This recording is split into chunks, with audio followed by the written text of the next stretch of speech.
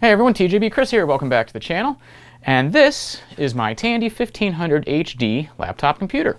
Today we're going to be talking about this computer, we're going to do a little book report on it, and I'm going to turn it into something more than the glorified light-up paperweight that it is right now. Let's get right to this Tandy 1500 HD computer. Taking a closer look at the 1500 HD here, we'll just open up the display so you can see what she looks like here. Nice little flip-up display, try not to get the lights reflecting in there. And we've got a fairly standard set of features for a computer of this era. We're talking about an NECV20 processor running at about 10 megahertz, and that makes it an XT class system, 640K of RAM installed, expandable to 1.64 megs of memory. But given that this is an 8088 class processor, does not support extended memory, that is EMS or expanded memory, think the LIM, Lotus Intel Microsoft memory management scheme. And it weighs less than 6 pounds. In fact, the marketing copy is very proud of this fact. Now it turns out less than 6 pounds does in fact mean 5.99 pounds. How fun.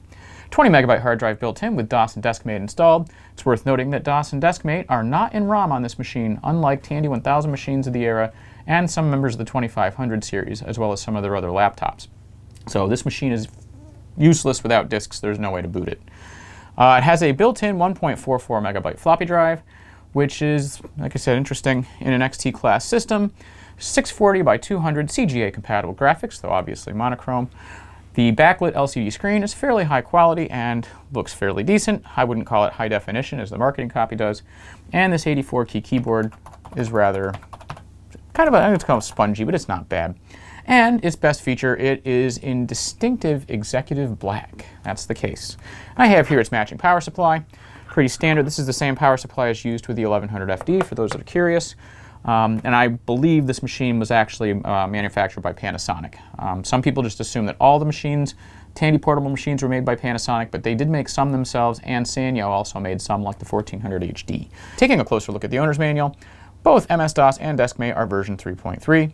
Spinning the machine around, we have a little hidey hole here, which conceals our serial and parallel ports. We have a cutout for an optional modem that can be installed, a little modem adapter, and there's the knockout here for a phone jack. And of course we've got ourselves the battery, which actually does provide a fair amount of weight to the machine. And there's other videos that kind of debut this particular machine, talk about the physical specs and stuff like that, so I'm not going to go into the full book report. One other interesting little bit though with it is it does have this little door here under which the memory upgrade can be installed, and my machine does have the memory upgrade. This 1500 is actually afflicted by something that plagues pretty much every 1500 HD in existence, and that is the fact that the floppy drive is a crappy Mitsumi design with a belt drive, and that belt has long since disintegrated. And the 20 megabyte hard drive is a Connor CP2024. The CP must mean crap because the drives are all crap now. Now, to be fair, this machine, these are early laptop service drives. They weren't exactly known for their longevity, and we didn't have modern mitigation methods like we do for modern spinning rust drives. So the hard drive is, because this is an XT class system, it is XTA, or what was commonly referred to as 8-bit or XTIDE. The Connor hard drive actually supports XTA and ATIDE modes on the same drive, which is, I guess, a neat trick. I didn't know that was a thing, but this machine is confirmed to be using it in XTA mode. So unless you put it in a hard drive emulator like an XTA2SD or anything like that, you're not going to get anywhere with it. That drive, as I mentioned, is dead, and if you try and replace it, you got a 90% chance that your replacement's going to be dead too. All plugged in, let's power up the 1500 HD and see what she does. The screen lights up, ROM BIOS copyright, beeps.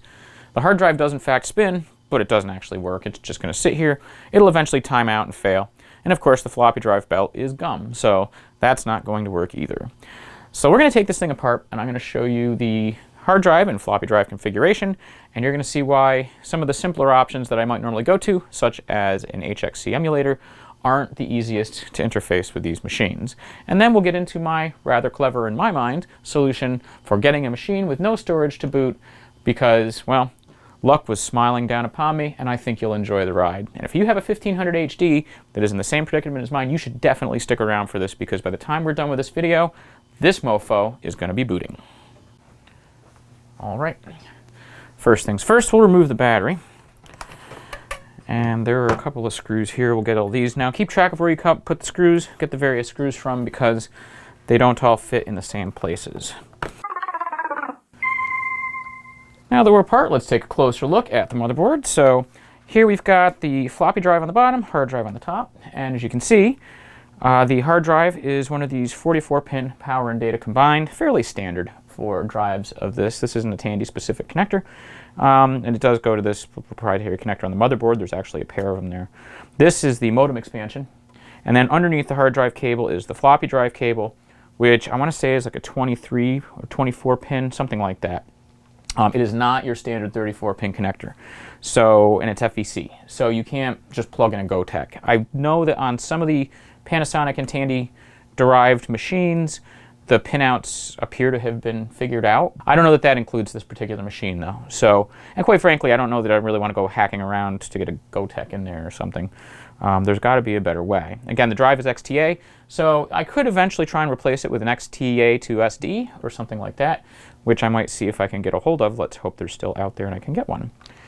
And we've got our ROM BIOS here, Phoenix BIOS. This is an AM27C256 ROM chip, which I believe is 32K.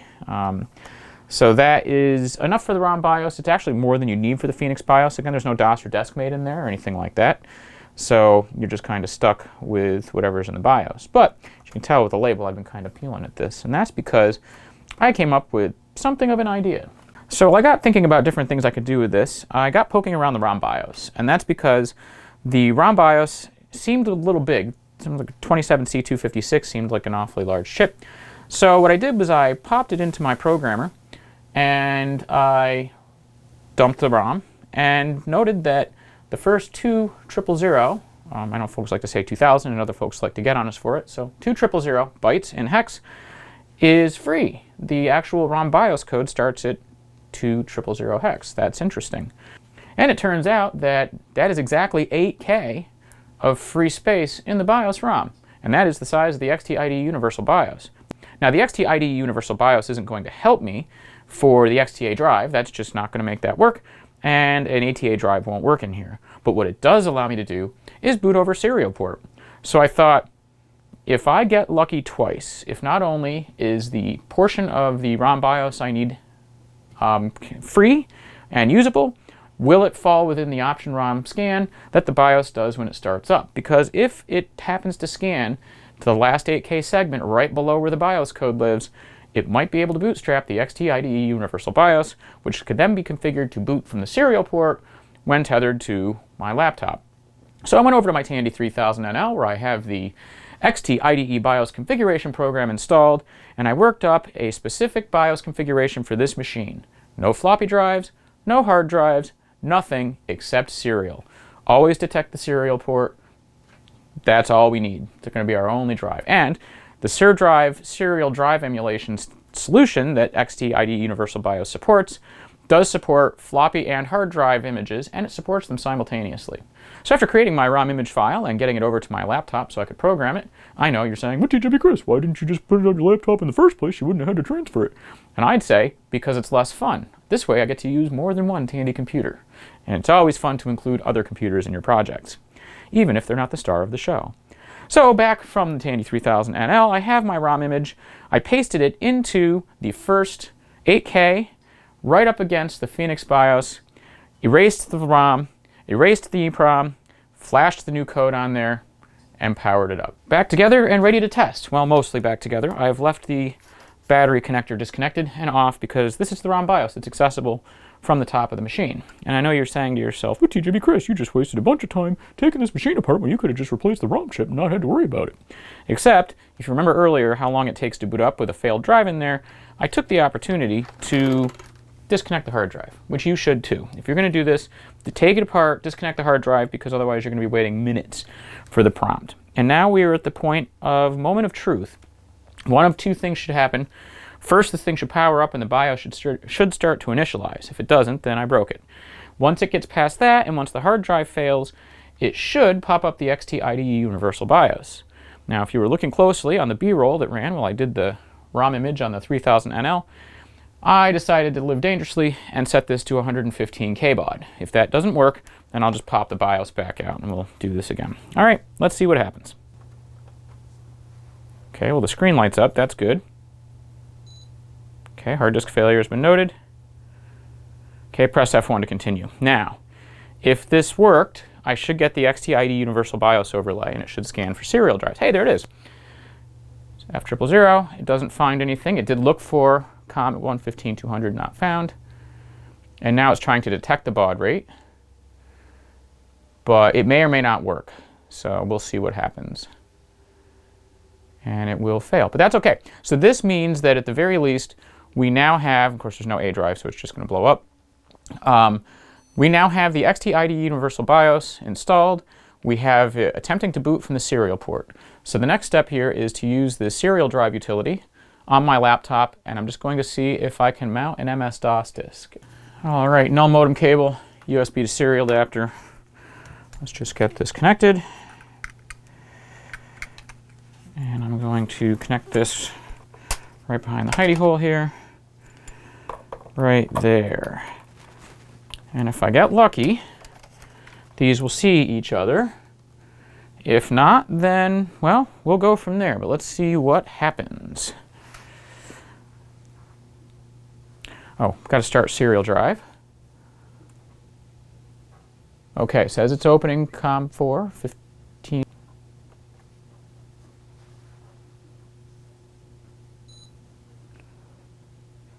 Is that better, worse? All right, well, got F1 to continue. I'm hoping to make that more easily visible. This thing doesn't have an analog video out, so I'm sorry. Okay, here comes the XTIDE Universal BIOS. Okay, didn't find it at 115K baud, and that just may not work on this machine. But since it is trying to detect it, let's do me a favor and see if I can set the baud rate to something a little more palatable. Let's just go right back to 9600.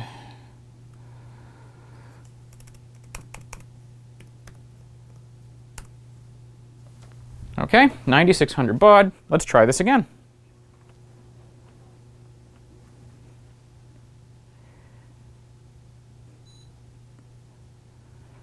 See how much faster that fails when you... Okay, let's see what it finds now. And what I'll do is I'll reflash this image so that it doesn't have to do the double detection.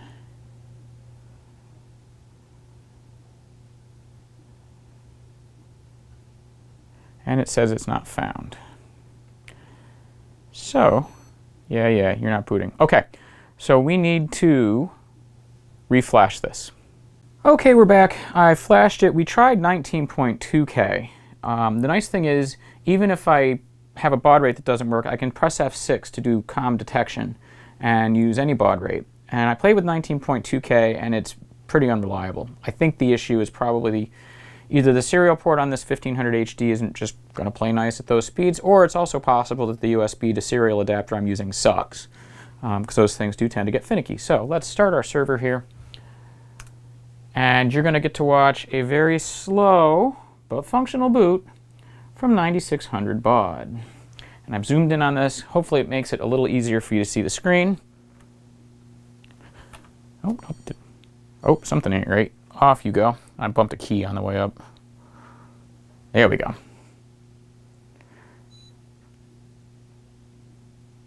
And now we get the F1 prompt, so this should load the BIOS. Oh, F6. I didn't hit F6 in time. Yep, that's all right. Let's do that, dumbass. Actually, let's just again. All right, let's see what happens.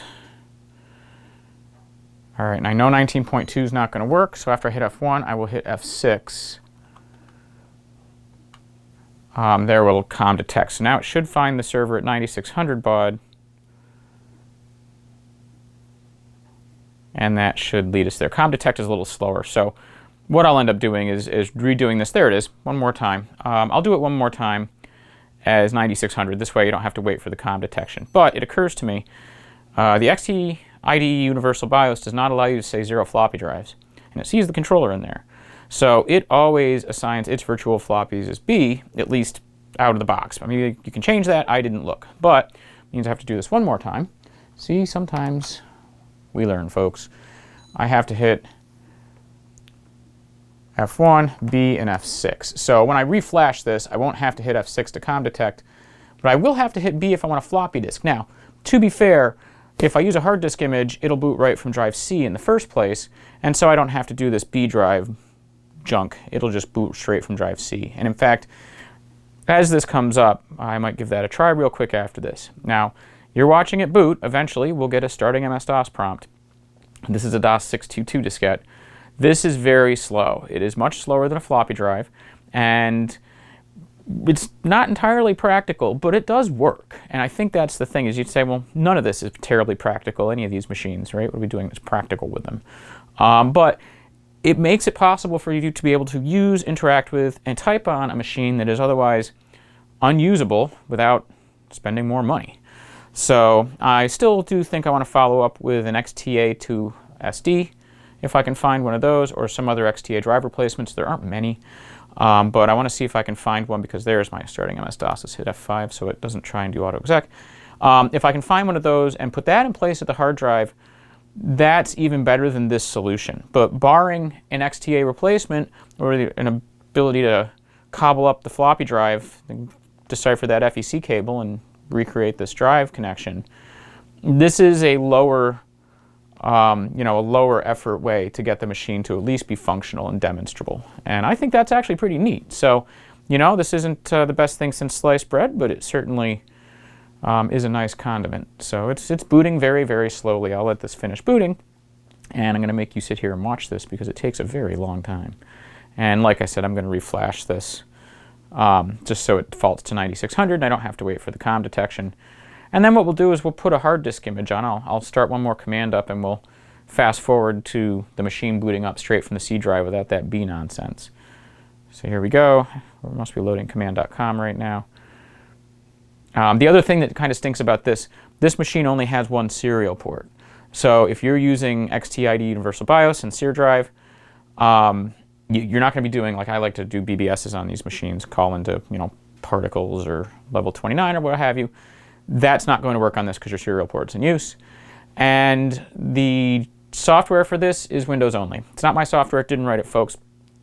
Talk to the author. I don't know. But it requires XP or better. So that's really all there is to need to know about this. It's fairly straightforward. This is less of a how-to and more of a demonstration, but it's pretty neat. It's not too difficult. If you have the ability to burn your own EPROMs or EEPROMs, you can have a working DOS system. And here we are. The machine is up, and I can, dir, and I'll get back my directory of files here. And we have, actually, this thing does have, I found the setup utility. The TV Dog's Tandy 1000 archive has the setup utility for this, and that is setup 15. And we'll give that a load, and you can take a look at the setup program. This thing does not use the battery to store system parameters. It actually has a little EEPROM in there in which it stores its configuration. This is similar to systems in the Tandy 1000 line. The SL and TL machines do this as well. They don't use a battery backup for their configuration. They store it in ROM. And this will tell you, DOS or startup, because the Tandy version of MS-DOS could have gone to deskmate.